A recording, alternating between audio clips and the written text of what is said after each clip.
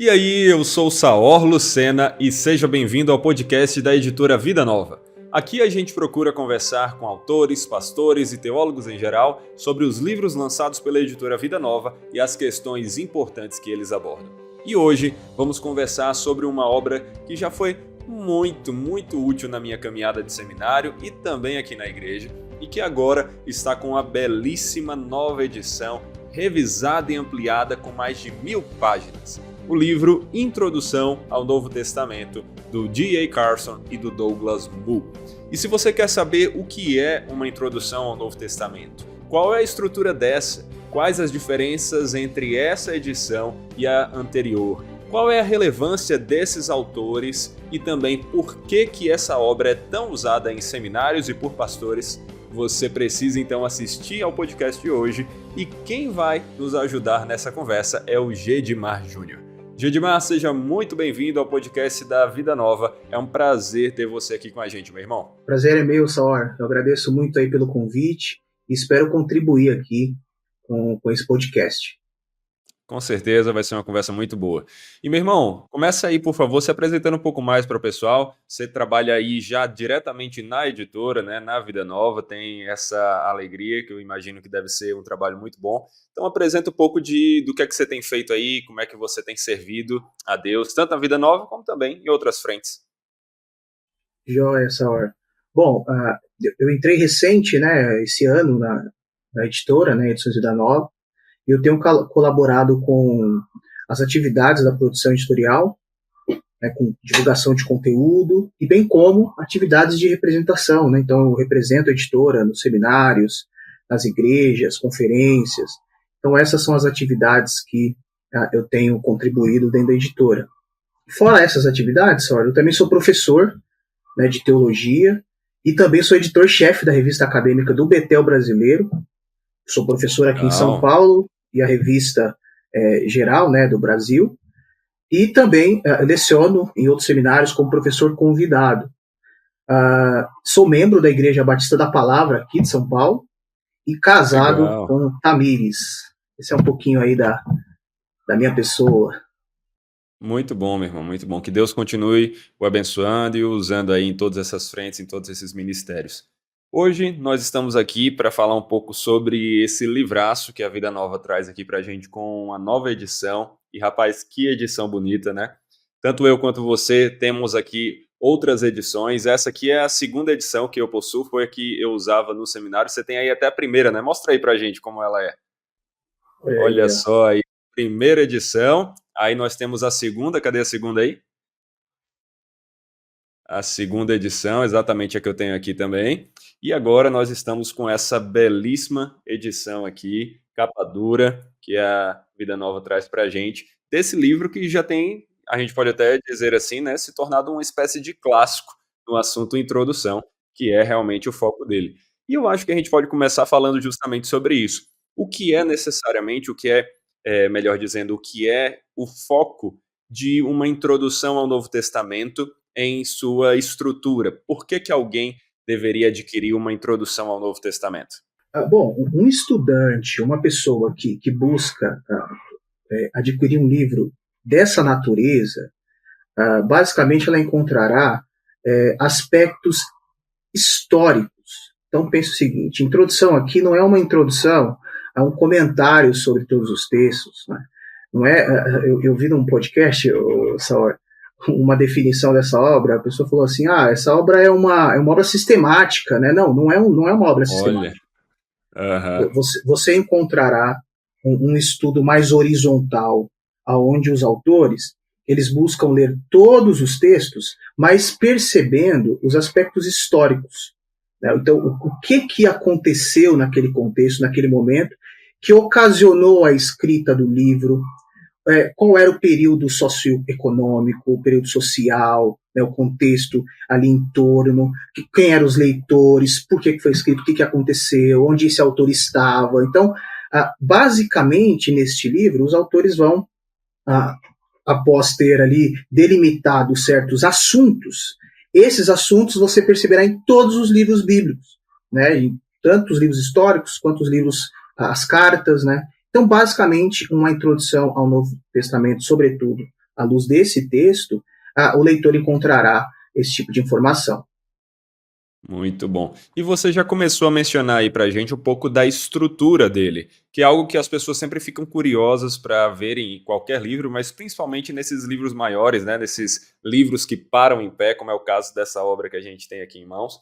Então, como é que ele é dividido, como é que ele apresenta esse tipo de recurso de informação que você descreveu aí, ser o foco dele? Bom, Samuel, esse livro, quando os autores produziram, eles não só se preocuparam em trazer para o leitor esse escopo temático, onde eles vão olhar e produzir, né, as informações sobre os livros bíblicos, mas eles também produziram capítulos que eu chamo capítulos de base, que são informações que estarão presentes na abordagem de cada livro, mas que é importante o leitor saber, né, como base, como pano de fundo. Então, este livro, para você ter ideia, os 2 primeiros capítulos, né, que é onde eles vão trabalhar sobre o estudo do Novo Testamento, né, então uma reflexão sobre esse estudo do Novo Testamento, pensando um pouco sobre a transmissão desse texto, como é que ele chegou até os dias de hoje, né, os escritos gregos, né, os manuscritos e etc. Nós temos um segundo capítulo que vai trabalhar sobre os evangelhos sinóticos, né, então o que significa a palavra sinótico?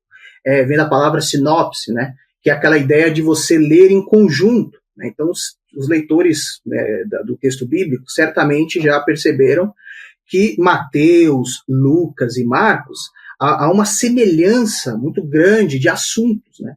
Então, os evangelhos sinóticos, né, esse termo nada mais é do que você ler esses textos, percebendo ali, né, essas semelhanças e dessemelhanças de informações. Então, você tem um capítulo sobre isso. Depois desses 2 primeiros capítulos, aí sim, os autores vão começar esse estudo, essa introdução, livro por livro. Então, nós temos Mateus, Marcos, Lucas, João, Atos. Então, primeiro os evangelhos, né, e alguns vão dizer que Atos faz parte do evangelho de Lucas, né, então Lucas e Atos é um evangelho, né, então eles primeiro focam nos evangelhos. Aí depois surge um capítulo sobre as cartas do Novo Testamento, onde eles vão trabalhar, Saur, basicamente a importância da carta naquele contexto, como isso se deu, quem escreveu, né, foi ditado, não foi ditado. Então o leitor e o estudioso ele vai encontrar esse tipo de informação, e isso é fundamental, né, para quando você for verticalizar, ou seja, quando você for estudar o texto, né, estudar uma carta, você ter essas informações de base vai ser muito relevante. Um outro capítulo importante que eu destaco aqui de base, Saur, é que eles também se propôs a escrever um breve capítulo sobre Paulo, né? Então eu sei que o podcast passado vocês conversaram sobre o livro de Paulo, não foi isso?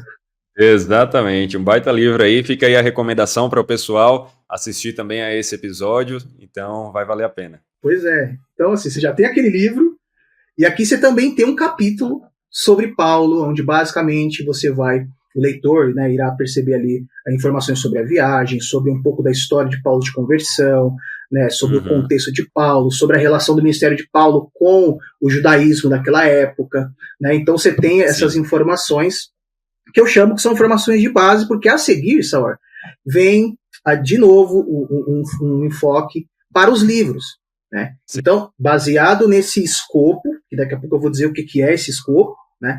Eles vão, de novo, fazer uma jornada com os livros. Legal, legal. Então, de certa maneira, eles fazem uma introdução a uma categoria ali de livros, né? Uma literatura do Novo Testamento, e depois eles vão entrar na introdução propriamente dita de cada um dos livros, né?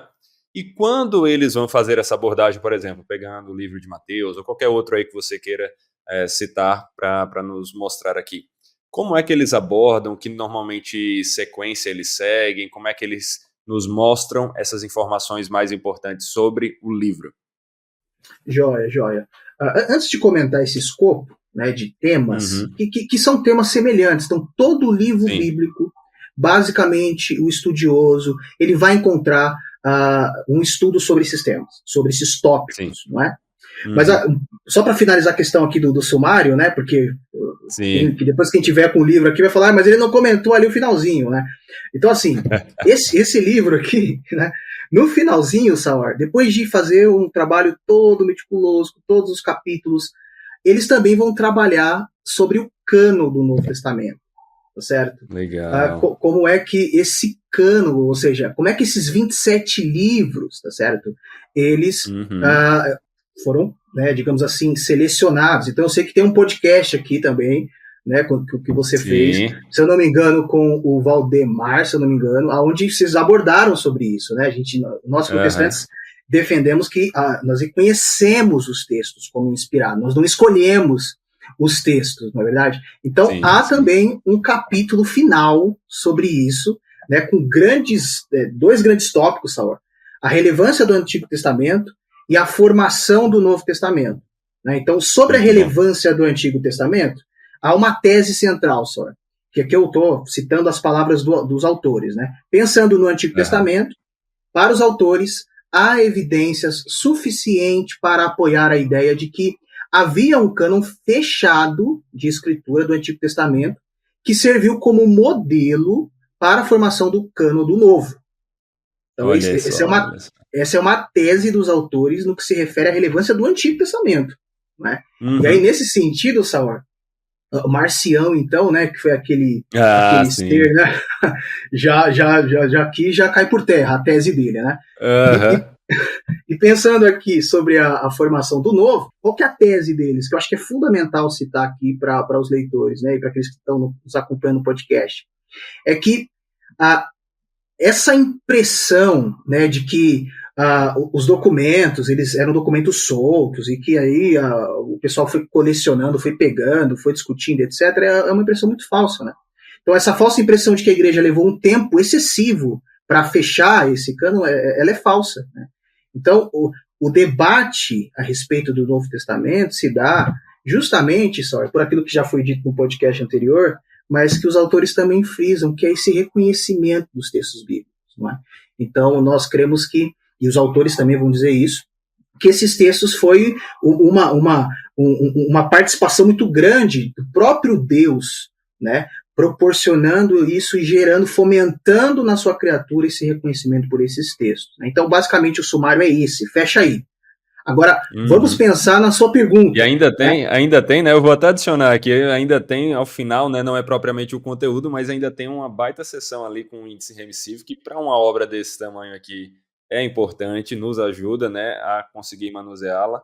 E um índice de passagens bíblicas, né? Para falar aí, como você disse, do sumário como um todo. A gente tem também essas ainda 2 sessões que vão ajudar no manuseio dessa obra aqui, né? Pois é. Eu não sei se todos, se relacionam com essas informações, né, senhor? Mas eu penso que você usa muito isso. Qual que é o ponto aqui dessas introduções, desses índices, né? Às vezes você está fazendo um estudo, não é? E você vai pregar numa perícope, né? 1 Pedro 1,15, né?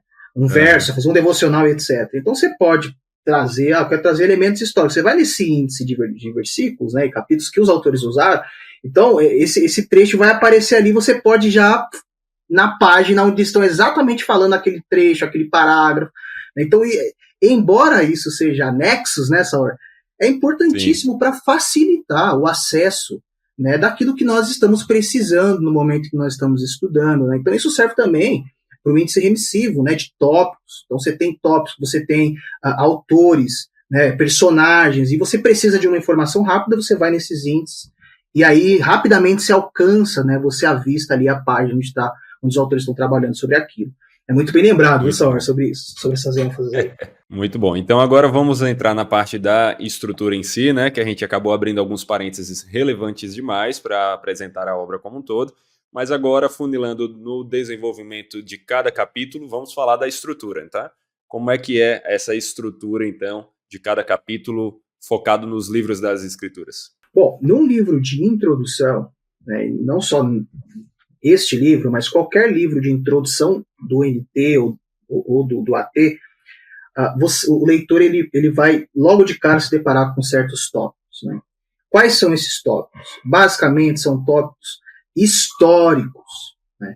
Mas os autores aqui desse livro, eles também se preocuparam, né, com um pouco do conteúdo interno da carta. Então, todo livro, né, todo o estudo do livro bíblico aqui, né, de Mateus, Lucas, etc., os autores vão começar abordando sobre o conteúdo daquele livro.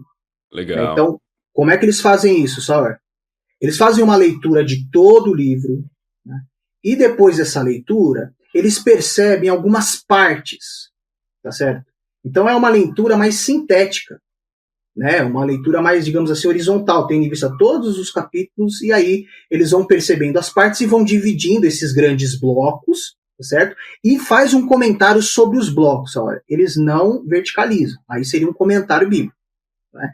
Eles simplesmente se preocupam em comentar um pouco, em mostrar para o leitor que aquele texto, onde eles perceberam os elementos históricos, eles têm aqueles tipos de conteúdo, aqueles assuntos centrais e assim por diante. Então esse é o primeiro tópico importante. É mais uma espécie de narração de dizer, olha, é isso que você vai encontrar, do que realmente um comentário de explicar por que isso está presente no texto em cada momento e o que significa cada coisa, né? Exatamente. Algo muito semelhante, assim, para a gente trazer uma imagem, né, é a ideia do esboço, né? Então, pensa o seguinte, você tem, né, um texto e aí você faz esse esboço, tá certo? Mas, quando a gente pensa no esboço, a gente tem o tópico-chave e os subtópicos nessa ordem. Então, você tem os subtópicos, depois tem os subtópicos. Os autores aqui estão apenas trabalhando os grandes tópicos. Então, essa carta fala sobre esses grandes tópicos, eles fazem um comentário sobre isso. Tá certo? Então, esse é o primeiro tópico. O segundo, eles vão trabalhar sobre autoria, aí entra as questões históricas, né? Quem é o autor, quem é o destinatário, né? Quem são os destinatários, às vezes é uma igreja, uma comunidade, às vezes é uma pessoa, né? Que é no caso de Lucas, né?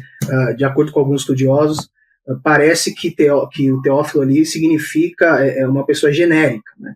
Mas eu penso que é uma pessoa, né? E o texto foi dedicado a ele.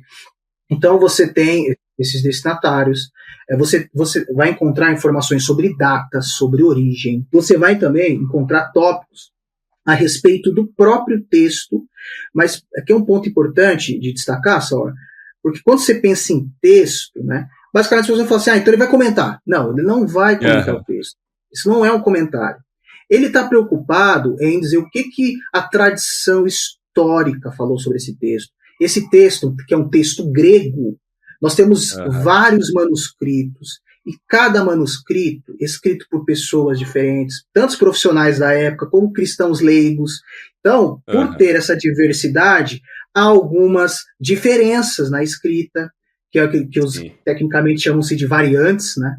Então, ele vai comentar nessa sessão de texto um pouco sobre isso, essas diferenças, né, o que os acadêmicos estão falando sobre isso e assim por diante. Então, esses são alguns tópicos. É mais um comentário no que diz respeito ao que a gente poderia chamar ali de manuscritologia, né, da análise dos manuscritos, a comparação das variantes, do que necessariamente um comentário teológico sobre o significado de versículos e termos-chave. Né? Isso, exatamente. É óbvio que essa não é a proposta da obra, é uma obra introdutória. Então, os autores vão citar as principais variantes, ou, digamos assim, aquelas variantes que são problemáticas, digamos assim, que a gente precisa ter em mente para defender a Sagrada Escritura, para defender aquele determinado trecho onde ela aparece. Né? Então, eles vão selecionar, não são todas as variantes, mas as fundamentais, né? E aqui eu posso citar um exemplo, se você me permite, Saur? Claro, é sempre bom ter exemplos específicos. Nós temos a carta de Efésios, por exemplo. Né? Esse é um evento clássico, com certeza você vai saber. Né? Nem todos os manuscritos, a maioria dos manuscritos não aparece a palavra Éfeso. Né? Então, como é que nós, leitores da carta de Éfeso, como é que a gente lida com isso? Né? Como é que a gente vai responder? Como é que a gente vai se posicionar? E como é, Saur, que os estudiosos pensaram sobre isso, quais foram as suas contribuições, os seus pensamentos, e qual é a posição ortodoxa, tradicional, né, de defesa. Então, os autores, eles fazem isso. Eles apresentam de maneira bem sucinta, né, sobre esse tópico, mas aquilo que é essencial para nós, eles deixam bem claro, assim, as variantes e assim por diante. E fora esse tópico, para fechar esse tema, Saur, o que eu achei bem curioso, bem interessante, é que nas cartas, poucas pessoas sabem, talvez, toda carta ela surge por meio de uma ocasião nessa hora. Então, sim, assim, sim. ninguém escreve algo para alguém, né, sem nenhum motivo. Ou tá com saudade dessa pessoa, escreve, ou soube de algo e por não estar com ela, ela vai e escreve. Hoje a gente manda e-mail nessa hora, ou um WhatsApp, né? WhatsApp, isso aí. Mas naquele tempo, eram por cartas. Então, eles também vão pensar um pouquinho sobre a ocasião, né? O que levou, o que aconteceu, o que estava acontecendo, quem é que falou, quem é que informou, o apóstolo Paulo, né? Para que ele, então, escrevesse essas cartas. Então, eles também vão trabalhar sobre isso, vão abordar. E, por fim, eles também trabalham a aceitação, né? Então, como é que essa carta, ao longo da história, ela foi aceita, ela foi pensada, refletida, defendida, né, ao longo da história, e as suas contribuições, pensando no cânon como um todo, né? Pensando no grande enredo, que é o enredo redentivo, né? Então, qual que é a relação daquele livro específico com o cânon, né? Então, eu penso que é um livraço, sabe? É um livraço. Sim, com certeza. Não, com certeza. Inclusive, você falou aí o exemplo de Efésios, foi até mesmo uma série que nós tivemos aqui na igreja, foi a primeira série de sermões que nós fizemos aqui na Igreja Batista Reformada de Jundiaí, e quando eu fui começar a série, eu recorri justamente a essa edição, que era a que eu tinha na época, e lá eu me deparei com essa questão da variante textual de Efésios também. Ele vai abordar, vai explicar um pouco, então é interessante esse aspecto que você ressaltou aí pra gente. E na verdade, tudo que você falou também me lembra de uma coisa muito boa para nós aqui cristãos que estamos com esse livro em mãos aqui da Vida Nova, que é, não estamos aqui com um livro que tenta abordar detalhes técnicos, mas sem a piedade e a fé cristã, a fé bíblica. Não é um livro com um teor liberal que anula aqui a inspiração divina que capacitou os homens, sim, homens, mas para escreverem guardados pelo Senhor. Então, nós temos aqui debates a respeito da aceitação do cânon, por exemplo, mas nós temos autores que são comprometidos com a inerrância das Escrituras e trazendo para a gente aqui conclusões, mostrando que a nossa fé não é um fideísmo, não é um salto de fé sem argumentação, sem base, mas eles trazem para a gente aqui a argumentação o suficiente para nós percebermos que nós temos bons motivos para acreditarmos que o livro que nós temos em mão, o Novo Testamento, a Bíblia, ela é um livro inspirado pelo Senhor, que nós podemos ler e ouvir o Senhor falar com a gente, né? Isso são questões bem interessantes. E me levam até a gente falar, nem que seja brevemente, mas um pouquinho sobre os autores. É relevante isso, né? Nós temos aqui na capa o nome do D.A. Carson e do Douglas Moo. O Carson, por exemplo, talvez seja um pouco mais conhecido do pessoal, é uma das maiores autoridades do Novo Testamento, né? Mas, assim, o que é que você pode falar para a gente desses dois autores e da capacidade deles para escrever uma obra como essa daqui? Joia. Sauer, aproveitando a sua fala, que aí vai encaixar na coragem que eu penso desses autores, né? Porque pensa o seguinte, esse livro, né, para você produzi-lo, você está utilizando um grande método de estudo bíblico. Né? Então, recentemente, Vida Nova lançou aquele livro de Gálatas, né, do Tenney, que é um livro sobre métodos de estudo bíblico. Né? E diante daqueles diversos métodos, tem um lá que é o método crítico. Qual que é o método crítico? Né? Essa palavra crítico, sempre que a gente pensa nela, a gente já pensa nos liberais, a gente já pensa nessa turma que nega, e realmente isso existe, isso é real, e a gente deve pensar sobre isso. Mas, essa obra ela foi lançada em 1992 nos Estados Unidos, aonde ainda esse movimento de negação, esse movimento de perguntas, tinha um grande resultado na negação. Então, assim, a gente, os estudiosos daquele período, focavam nesses elementos históricos e ficavam apenas nesses elementos históricos. Então, os elementos sobrenaturais que você não consegue captar na sua pesquisa científica, na sua pesquisa, digamos assim, mais concreta, né? De texto, de manuscrito, de pessoas reais. Então, você nega, né? E diante disso, Sauer, surge esses dois autores, mas um ponto que talvez você deixou passar aí é que as primeiras edições, Sauer, eram 3 autores. Exato. Isso é um ponto interessante. Exatamente. Então, assim, essa obra foi lançada em 1997, né, aqui no Brasil, por 3 autores. E essa obra, para vocês verem a envergadura dos autores, tudo isso eu estou falando para a gente pensar sobre os autores. Em 1997, vendeu todos, ele teve que fazer uma reimpressão dessa obra em 1997, porque havia vendido tudo. Né? Então, essa primeira edição com essa capa, né, aconteceu isso, e pensa, né, o contexto, Sauer, teológico. Você tem uma grande eruditos negando o texto, usando o método crítico para negar o texto, e surgem 3 autores usando esses métodos críticos de pergunta, de interesse, dizendo não, é importante sabermos sobre os elementos históricos, mas é importante ter em mente que o texto também fala, e esse texto é revelado, esse texto tem 2 autores, autor divino, autor humano. Então, a história não é o fundamental é o que está registrado aqui. Nós buscamos na história elementos para compreender melhor o que está registrado aqui. Então, esses autores surgem para, então, trazer esse texto. Né? Então, aqui, a segunda capa é a primeira edição ainda, e a segunda capa, e agora nós, então, chegamos a esta obra com esses 2 autores. Don Carson é um espírito. Pode falar, Sar. Não, então, justamente, eu quero só que, se possível, você nos fale aí o porquê que o Morris sai, então, da capa aqui nessa nova edição. Os autores, né, eles continuaram estudando, né? Então, como você bem disse, Don Carson é um especialista no Novo Testamento. Então, com novas leituras, com novas reflexões, com tópicos que surgiram na jornada, eles se viram, então, com essa demanda de atualizar. Né, de criar uma nova edição e de trazer elementos novos. O que acontece é que nesse momento, Saur, o Morris ele já estava com uma idade bem avançada. Então ele não conseguiu, por conta desse aspecto da idade, do seu aspecto físico, contribuir com esses autores. Né? Então esta obra tem ainda coisas que reverberam do Morris, sim, mas os autores leram os capítulos do Morris, atualizaram. Teve capítulos que eles disseram aqui, isso está escrito no prefácio, que eles reescreveram os capítulos do Morris, e tudo isso com o Morris atualizando, né, com a ciência do Morris. Então, não houve um racha entre eles. O que aconteceu foi que, por uma questão, né, natural, né, ele se viu incapaz aí de contribuir com esses autores. Então, por isso que agora são só 2 autores.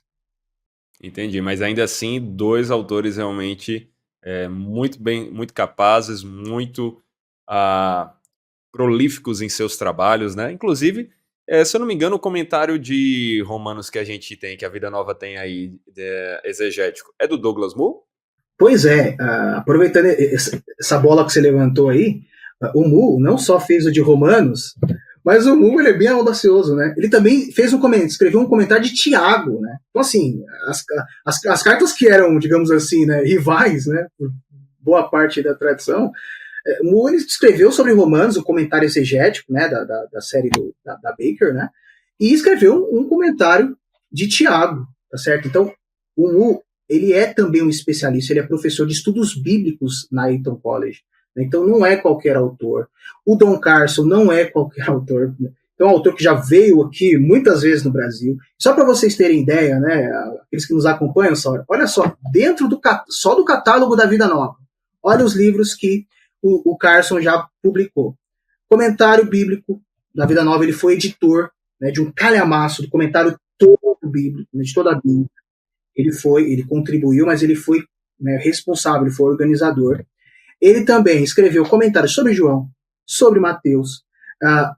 Ele escreveu pequenas reflexões também, comentários sobre os evangelhos, o discurso de despedida da oração de Jesus, o modelo de maturidade cristã, quando Jesus confrontou o mundo, o Sermão do Monte. Então, são reflexões resultantes, né, de um estudo primoroso das Sagradas Escrituras, e aí, de forma temática, ele, então, contribui para os leitores. E talvez, a obra que eu mais gosto do Carson, que é junto com a do Billy, né, que é o comentário, né, o uso do Novo Testamento do Antigo, né, que é um calhamaço, é um trabalho maravilhoso. Né? Então, assim, sim. é um autor excelente, um autor que tem abençoado muito, isso dentro do catálogo de Vida Nova, né? Editora Fiel tem um monte de textos, e fora outras editoras aí que já publicaram, Sim, Carson. com certeza, com certeza. Realmente muito material bom que esses dois autores trouxeram pra gente, que Vida Nova, inclusive, trouxe deles pra gente muita coisa. E vale o parêntese aqui, esse comentário exegético de Romanos já foi tópico do nosso podcast aqui, numa conversa com o Franklin Ferreira, se eu não me engano. Já faz algum tempo, então a memória tá um pouco falha a respeito disso, mas se eu não me engano, nós conversamos com o Franklin a respeito desse comentário. E você pode pesquisar aí na sua plataforma de podcast preferida, seja em áudio, seja no YouTube, para assistir ou ouvir essa conversa que também foi muito legal. Agora, avançando aqui, você mencionou então aqui a relevância desses autores, que eu acho que isso é um tópico importante para nos trazer confiança de que essa é uma obra realmente boa, muito profunda, muito adequada para os nossos estudos, né? Agora, você falou da diferença entre os títulos da capa, mas não é só isso, né? Essa talvez aqui seja a diferença que a gente nota mais rápido por ver ali os nomes, mas nós temos diferenças do design, temos a diferença do material e nós temos diferença de conteúdo, né? O que é que nós temos então de forma mais específica aqui, de diferença mesmo desse conteúdo de um livro para o outro? Eu vou responder à luz de 4 tópicos, tá certo? De 4 diferenças, tá certo? Então, a primeira diferença que eu vou destacar aqui vai ser os novos capítulos. O que eles falaram, qual é a contribuição desses novos capítulos. A segunda diferença vai ser a respeito das notas de rodapé, que é um assunto que a gente deixa passar por entre os dedos, mas são importantíssimos, tá certo? Ainda mais para um livro de pesquisa como esse daqui, né? Pois é, exatamente. Eu também vou trazer um comentário agora, também pensando nas diferenças, sobre as bibliografias. Alguma coisa mudou aí que vai ajudar muito também o leitor a refletir. E por fim, Sauer, eu vou também pensar um pouquinho sobre algumas ampliações da seção dos conteúdos. Tá? Então, dentro de cada livro houve algumas alterações também, eu vou pontuar aqui. Então, pensando no primeiro, eles desenvolveram novos capítulos. Né? Então, é o capítulo 1 e o capítulo 8. Esses dois capítulos não existiam na edição anterior. Né? Então, nesse capítulo 1, Sauer, o que eu achei fantástico, e isso faz a gente ter confiança mesmo usando seus termos, né, da capacidade desses autores e, sobretudo, na sensibilidade, Sauer, que eles têm, tendo visto o mundo que o rodeia, as discussões que o rodeia, de tentar ajudar o cristão, o estudioso, o seminarista, a lidar com essas questões. Então, o capítulo 1, eles vão trabalhar sobre o tema de como é que o texto chegou até nós. Né? Então, é um tópico de base, não tem muita relação com o estudo vertical, né, o estudo de cada livro, mas qual que é o problema deles aqui? Né? Como que o texto chegou até nós? Essa é a pergunta que eles vão buscar responder. E aí eles fazem um panorama, óbvio, não muito profundo, né, desde do Evangelho de Lucas, do empreendimento de Lucas, até o grupo de estudo, até os estudiosos hoje modernos, da crítica textual, que são aqueles que estão diante dos manuscritos, estudando os manuscritos, etc. Então, olha só o panorama, né? Nós temos um texto grego, certo? Que vem passando pela história, e ele vai trabalhando, ele vai destacando os recortes, né? Então você tem ali Erasmo de Roterdã que contribuiu, você tem Teodoro de Beza que contribuiu, né? Você tem os reformadores, né, contribuindo com comentários, com interpretação, e você tem um grupo, né, de críticos textuais que estão preocupados com as variantes, diante dessa multidão de manuscritos, chegar ali mais próximo, né, se é possível, ao manuscrito original. Então, esse é o panorama que eles fazem. Mas a tese, Sauer, é algo que a gente precisa destacar aqui nesse podcast, porque qual é a razão deles terem abordado esse tópico? Palavras deles, tá, Sauer? A maior parte, com raras exceções, do texto do Novo Testamento grego está firmemente estabelecida. É importante ressaltar que em passagens em que as incertezas dessas variantes permanecem, nenhuma dessas incertezas elas afetam a doutrina. Tá certo? Então, olha só essa tese. Isso é fundamental, tendo em vista essa crítica ácida quanto tem muitos manuscritos. Então, olha só essa sensibilidade dos autores em trazer uma reflexão e uma tese tão forte que dá segurança para nós, leitores modernos, século XXI, na defesa, na maneira como nós vamos falar do texto, dos manuscritos, etc. Então, olha só a importância desse primeiro capítulo. E um segundo tópico, ainda do primeiro capítulo, Sauer, é quando eles trabalham sobre as tradições, como é que esse texto foi interpretado. Não é? E o destaque que eu faço aqui nessa sessão, Sauer, que eu acho que é fundamental os leitores e os ouvintes que nos acompanham saber, é que o foco dos autores não é, sobretudo, nas tradições de método, né? Alegórico, literal. Embora isso apareça, os autores buscaram destacar a importância temática envolvida de determinada tradição, de determinado autor. Então, apenas como exemplo, né? Ele começa com a tradição apostólica, pensando sobre essa interpretação de Jesus como Messias, como aquele que cumpre, né, todas as coisas do Antigo. Olha só, ele começa com a tradição apostólica, ele passa pelos pais da igreja, né, a defesa que Orígenes fez, né, diante da superioridade do cristianismo, diante de uma pluralidade de crenças que existia. Irineu combateu o gnosticismo. Então ele vai destacando, né, o pensador e as suas contribuições históricas, né? Ele também vai apresentar a interpretação que a Igreja Católica Romana fez, as inconsistências.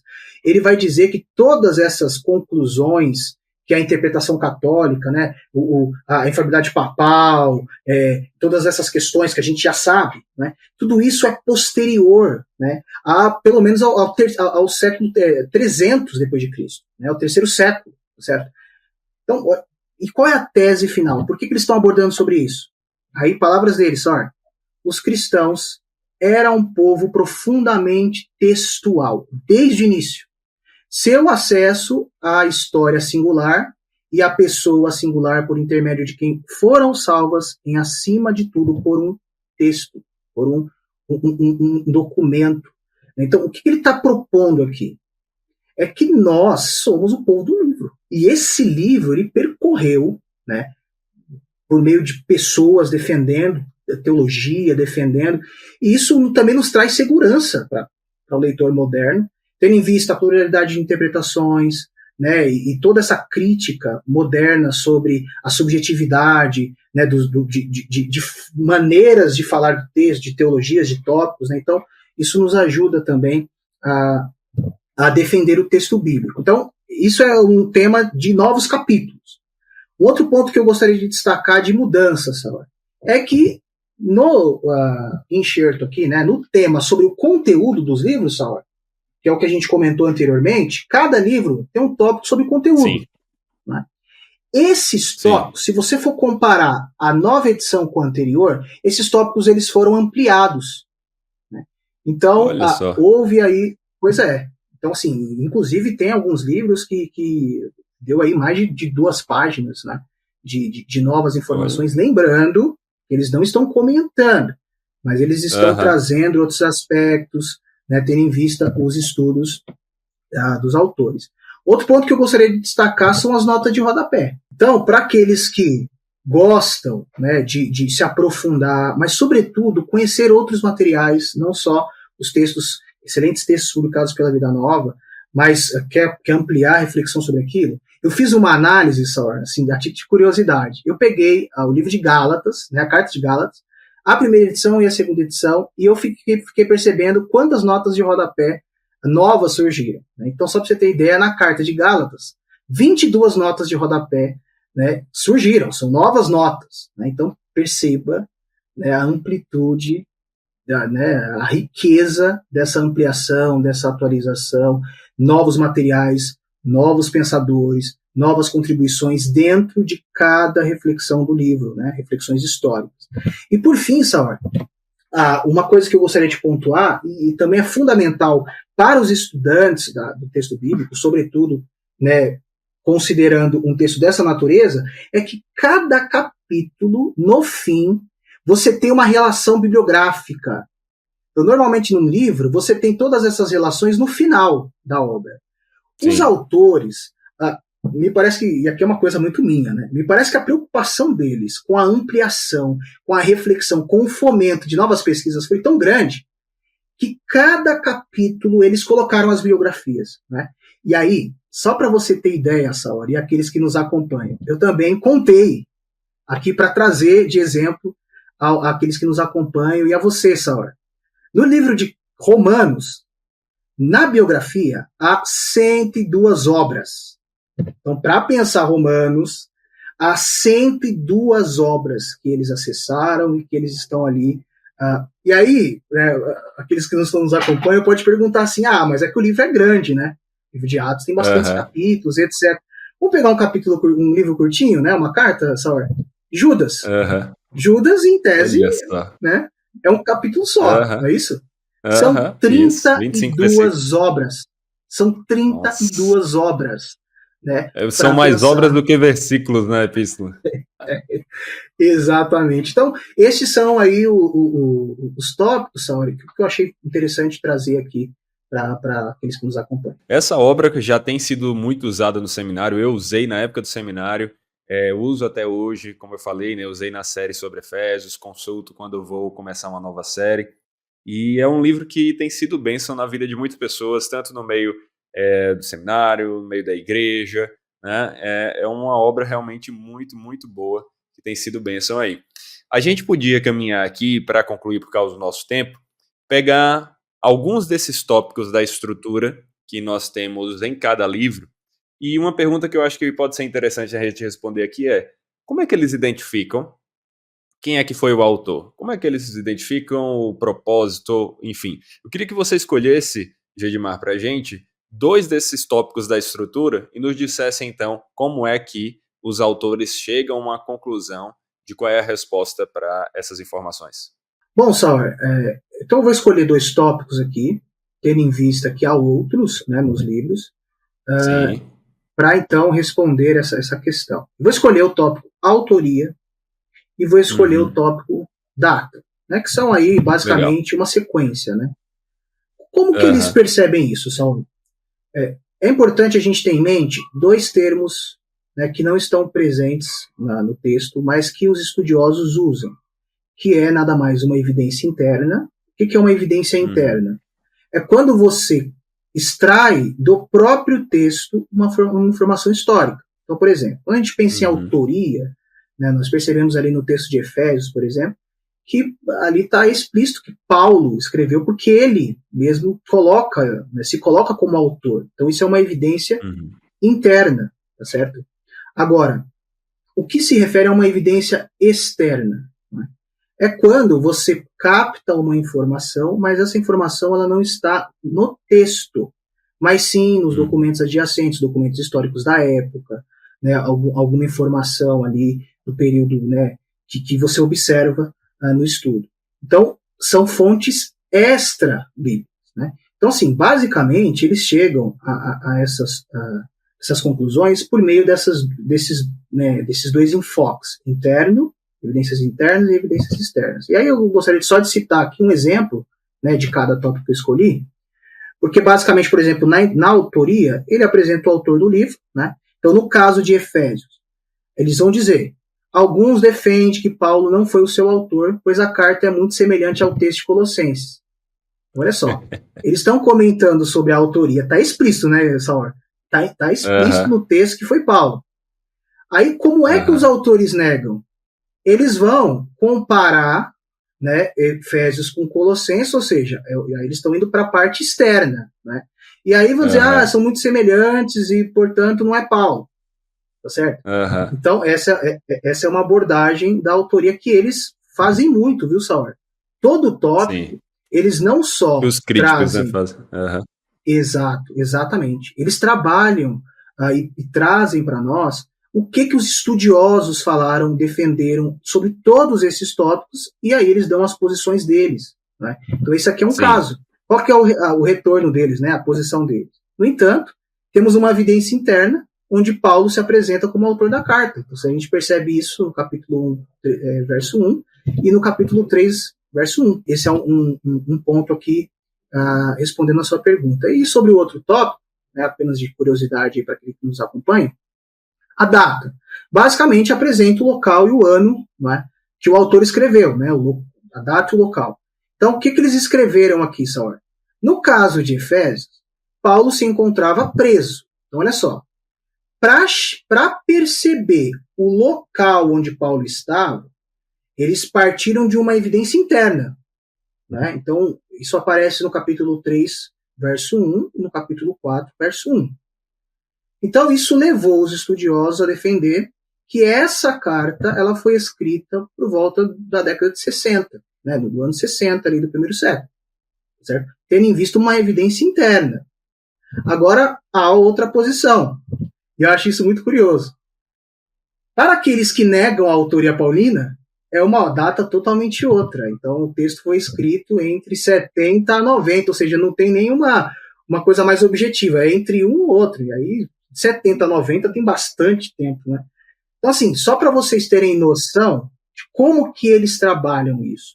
É um tópico, eles consideram as informações históricas do próprio texto, presente no próprio texto, mas também consideram informações presentes, por exemplo, em textos históricos, que são os apócrifos, né, que como a gente caracteriza, né, os apócrifos como textos históricos. Então tem informações ali, tem informações do próprio contexto romano, grego, etc. e tal. Então, com o contato dessas fontes, eles constroem respostas e reflexões sobre cada tópico e, por conseguinte, para cada livro bíblico. Muito bom.